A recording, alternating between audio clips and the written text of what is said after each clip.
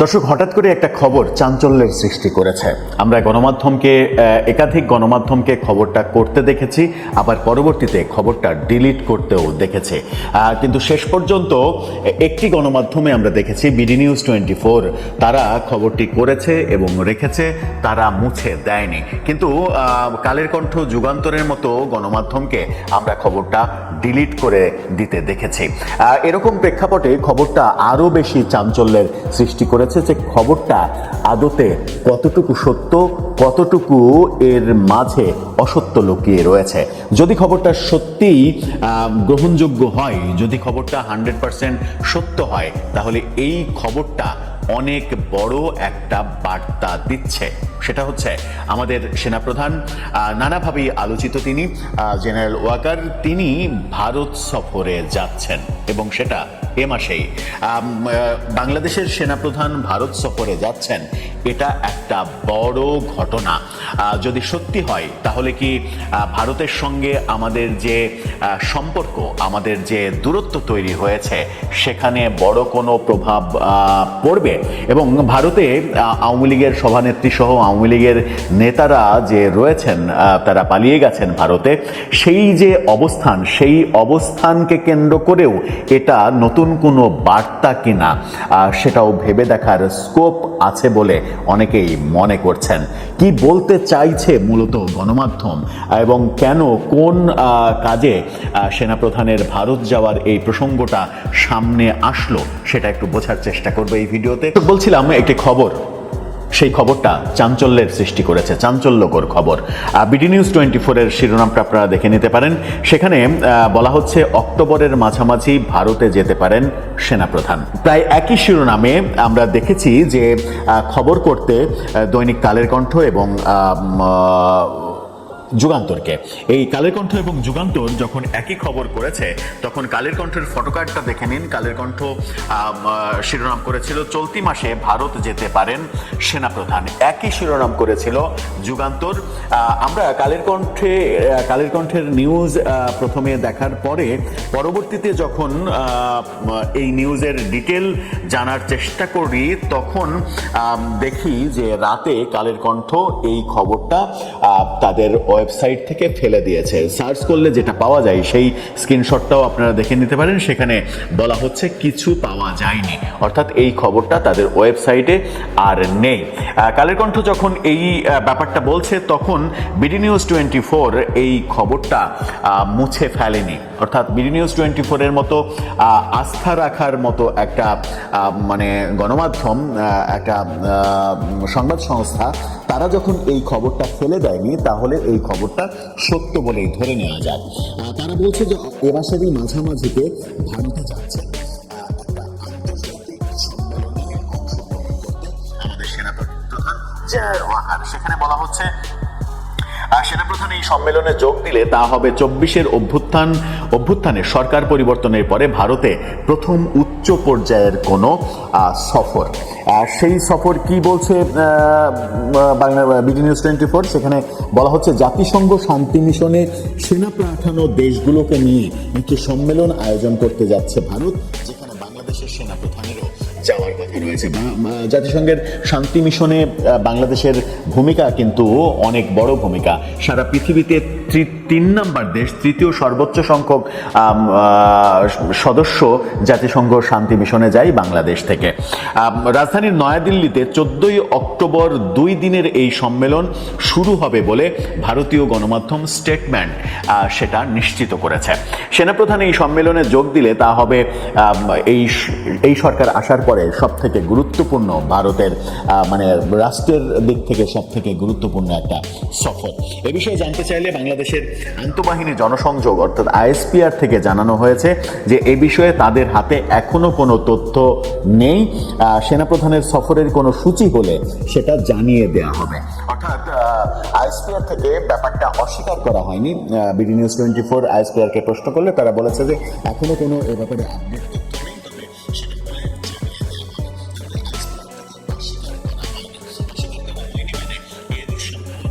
যথেষ্ট প্রমাণ। স্টেটমেন্ট কি বলছে? স্টেটমেন্ট বলছে সম্মেলনে 30টির বেশি দেশের সামরিক বাহিনীর শীর্ষ নেতৃত্ব এখানে অংশগ্রহণ করবে। 30টি দেশ থেকে আসবে সেনাপ্রধান কিংবা সেনা কর্মকর্তারা। এই সম্মেলনকে একটি অনন্য প্ল্যাটফর্ম হিসেবে মন্তব্য করেছেন ভারতীয় সেনাবাহিনীর উপপ্রধান লেফটেন্যান্ট জেনারেল রাকেশ কাপুর। সম্মেলনের প্রস্তুতিমূলক অনুষ্ঠানে তিনি বলেছেন, জাতিসংঘ সনদের অধীনে বিশ্ব শান্তি রক্ষায় আন্তর্জাতিক সম্প্রদায়ের যে যৌথ দায়িত্ব রয়েছে সেই বিষয়ে সম্মেলনে সেনাবাহিনী ও রাষ্ট্রগুলোর সম্মিলিত অভিজ্ঞতা, প্রজ্ঞা ও প্রতিশ্রুতি একত্রিত হবে। সম্মেলনে বাংলাদেশের পাশাপাশি Algeria, Armenia, Bhutan, Brazil, Burundi, Cambodia, Ivory Coast, Ethiopia, Fiji, France, Ghana, Indonesia, Italy, Kazakhstan, Kenya, Kyrgyzstan, Madagascar, Malaysia, Mongolia, Morocco, Nepal, Nigeria, Sri Lanka, Tanzania, Uganda, Uruguay, Vietnam, Rwanda, সেনেগালের সেনাপ্রধান সহ অনেকেই অংশগ্রহণ করার কথা রয়েছে। সম্মেলনে বিস্তারিত তুলে ধরে রাকেশ কাপুর, ভারতীয় সেনাবাহিনীর উপপ্রধান, তিনি বলেছেন, দুটি পূর্ণাঙ্গ অধিবেশন থাকবে। একটি হবে জাতিসংঘ শান্তি রক্ষা মিশনের টেকসই কার্যক্রমের সক্ষমতা বৃদ্ধি ও প্রয়োজনীয় রসদ সংগ্রহের ব্যাপারে। আরেকটি অধিবেশনে শান্তিরক্ষা কার্যক্রমে প্রযুক্তি ব্যবহারের নানা দিক তুলে ধরা হবে। জাতিসংঘ শান্তিরক্ষা মিশনের হিসাবে বর্তমানে বিভিন্ন দেশের 5,685 জন শান্তিরক্ষী নিয়োজিত রয়েছেন। শান্তিরক্ষী পাঠানোর দিক থেকে বাংলাদেশের অবস্থান এখন তৃতীয়। সবচেয়ে বেশি শান্তিরক্ষী রয়েছে নেপালের 6,039 জন। দ্বিতীয় স্থানে থাকা রুয়ান্ডার শান্তিরক্ষীর সংখ্যা 5,905 জন। বাংলাদেশের অবস্থান সেখানে তৃতীয়। বাংলাদেশ যখন তৃতীয় সর্বোচ্চ সংখ্যক বাহিনীর সদস্যদের শান্তিরক্ষা মিশনে পাঠায়, সেহেতু বাংলাদেশ এই ক্ষেত্রে খুবই ইম্পর্টেন্ট একটা দেশ এবং সেই কারণেই বাংলাদেশের সেনাপ্রধান এখানে যোগ দেওয়ার সম্ভাবনা রয়েছে।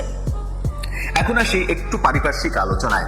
সেই পারিপার্শ্বিক আলোচনায় ভারতীয় কিছু গণমাধ্যম বিগত কয়েকদিন থেকেই একটা খবর দেওয়ার চেষ্টা করছিল। সেটা হচ্ছে যে সাম্প্রতিক মালয়েশিয়াতে একটি আন্তর্জাতিক সম্মেলনে আমাদের সেনাপ্রধান উপস্থিত ছিলেন এবং ভারতীয় সেনাপ্রধানও উপস্থিত ছিলেন। সেখানে নাকি বাংলাদেশের সেনাবাহিনীর সঙ্গে উপেন্দ্র দ্বিবেদীর বৈঠক হয়েছে, অর্থাৎ ভারতীয় সেনাপ্রধানের বৈঠক হয়েছে এবং নানা বিষয়ে রাজনৈতিক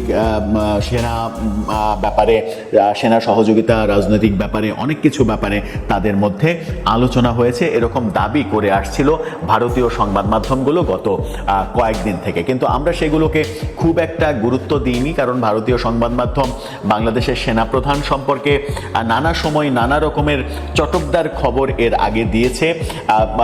মনে হয়েছে যে এটাও এক ধরনের চটকদার খবর।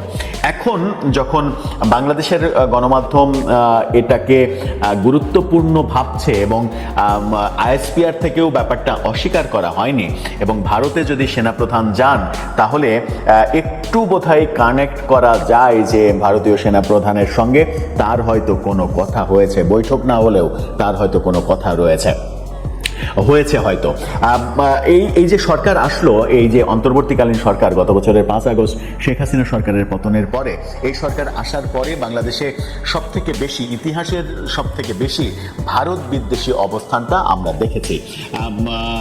সর্বশেষ যেটা জাতিসংঘ অধিবেশনে প্রফেসর ইউনূস গিয়েছেন, সেখানেও তিনি একটি অনুষ্ঠানে ভারতের সম্পর্কে মন্তব্য করেছেন, যেটা ভারতীয় গণমাধ্যম তুলে এনেছে।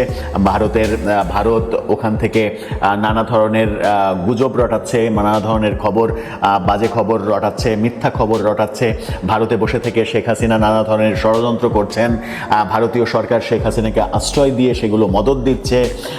এই ব্যাপারগুলো যেমন রয়েছে, তেমনি 7 সিস্টার্সকে নিয়েও আবারও কথা বলেছেন। এই অভিযোগগুলো ভারতীয় গণমাধ্যমে আমরা দেখেছি। সরকারের ভেতরেও বিভিন্ন সরকারের স্টেক হোল্ডাররা ভারতের বিরুদ্ধে বিভিন্ন ধরনের বক্তৃতা, বিবৃতি আমরা করতে দেখেছি।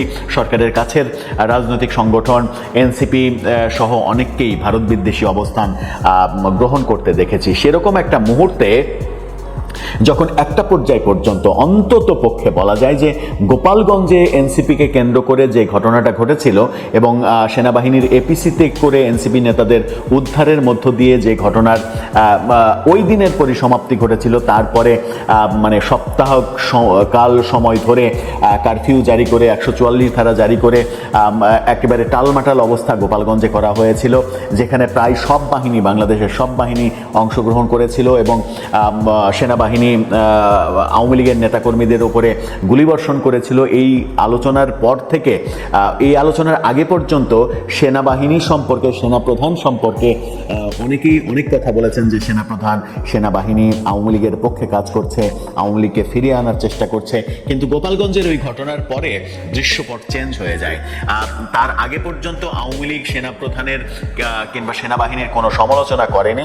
সেই ঘটনার পর থেকে এখন দেখছি যেটা হচ্ছে সেটা হচ্ছে যে আওয়ামী লীগও সেনাপ্রধান এবং সেনাবাহিনী সম্পর্কে তীর্যক মন্তব্য করছে এবং কেউ কেউ অতি উৎসাহী হয়ে সেনাপ্রধানকে বিশ্বাসঘাতকতা করা, বেইমানি করা, এ ধরনের কথাও বলছেন। সেটা তাদের রাজনৈতিক স্ট্র্যাটেজি, তারা রাজনৈতিক স্ট্র্যাটেজিতে কি বলবে না বলবে সেটা তাদের ব্যাপার। প্রসঙ্গটা এই কারণেই উল্লেখ করলাম যে যারা গোপালগঞ্জের ঘটনার আগে সেনাপ্রধান সম্পর্কে আওয়ামী কানেকশন, আওয়ামী মানে পুনর্বাসনের চেষ্টা এই অভিযোগগুলো করছিলেন, তারা আমরা দেখেছি যে একটু সরে এসেছেন জায়গা থেকে। সেই অবস্থানে যদি তারা থাকতেন তাহলে এই সফরটাকে তারা কিভাবে দেখতেন, ভারতে সফর যেখানে শেখ হাসিনা রয়েছেন এবং আওয়ামী লীগের নেতাকর্মীরা রয়েছেন, সেটা নিয়ে একটা প্রচুর গুজব ছড়ানো, প্রচার প্রপাগান্ডা করা যে সেখানে সেনাপ্রধান মানে শেখ হাসিনার সঙ্গে বৈঠক করেন কিনা, আওয়ামী লীগের নেতাদের সঙ্গে দেখা করেন কিনা, কথা বলেন কিনা, এরকম গুজব যে ছড়ে যেত সেটা খুব সহজেই বলা যায়। তবুও যে খুব একটা থামানো যাবে সেটা আমার মনে হয় না। যে দুই পক্ষই এই ঘটনাকে কেন্দ্র করে বিভিন্ন ধরনের চটকদার কথায় মেতে উঠবেন এরকমটা মোটামুটি ধারণা করা যায়। কি হবে সেটা সময়ই বলে দেবে। 14ই অক্টোবর সেই অনুষ্ঠান মানে সম্মেলন শুরু হবে, তার আগের দিনই হয়তো যাবেন কিংবা বেশি কাজ থাকলে আগেও যেতে পারেন। যদি সেনাপ্রধান সত্যি যান, ব্যাপারটাকে বাংলাদেশের রাজনীতির প্রেক্ষাপটে কিভাবে দেখা হবে কিংবা ভারতের সঙ্গে সম্পর্ক উন্নয়নের ক্ষেত্রে সেনাপ্রধান একটা বড় ভূমিকা রাখতে পারবেন কিনা সেটাও কিন্তু একটা পজিটিভ আলোচনা হতে পারে। দর্শক, আপনার কি মনে হয় সেনাপ্রধানের এই ভারত সফর, জাতিসংঘের বৈঠকে, জাতিসংঘের বিষয়, জাতিসংঘ শান্তিরক্ষা মিশন বিষয়ক যে সম্মেলন, সেই সম্মেলনে তার উপস্থিতি এটা কি নতুন কোনো বার্তা দিচ্ছে? আপনার মতামত জানিয়ে লিখতে পারেন আমাদের কমেন্ট বক্সে।